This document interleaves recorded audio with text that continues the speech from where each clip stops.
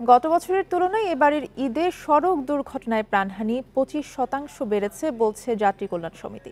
বিকাশে কম খরচে ক্যাশ আউটের লিমিট বেড়ে 50,000, প্রিয় এজেন্টও 2টা। এ যাত্রায় সড়কে 407 জনের মৃত্যু হয়েছে আর আহত হয়েছেন 1398 জন। দুর্ঘটনায় হতাহতের সংখ্যায় শীর্ষে রয়েছে মোটরসাইকেল। সকালে ঢাকা রিপোর্টার্স ইউনিটিতে ঈদের সড়ক দুর্ঘটনার ওপর প্রতিবেদন প্রকাশ অনুষ্ঠানে সব তথ্য জানায় যাত্রী কল্যাণ সমিতি। এই যাত্রা শুরুর দিন 4 এপ্রিল থেকে 18 এপ্রিল পর্যন্ত সড়ক দুর্ঘটনার তথ্য তুলে ধরা হয় সংবাদ সম্মেলনে। সংস্থার মহাসচিব মোজাম্মেল হক চৌধুরী জানান, গত ঈদ উল ফিতরের তুলনায় এবার দুর্ঘটনা 31% এবং প্রাণহানি 25% বেড়েছে।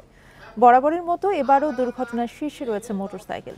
মোট 198টি মোটরসাইকেল দুর্ঘটনায় 165 জন নিহত ও 240 জন আহত হয়েছেন, যা মোট সড়ক দুর্ঘটনার 49.62%।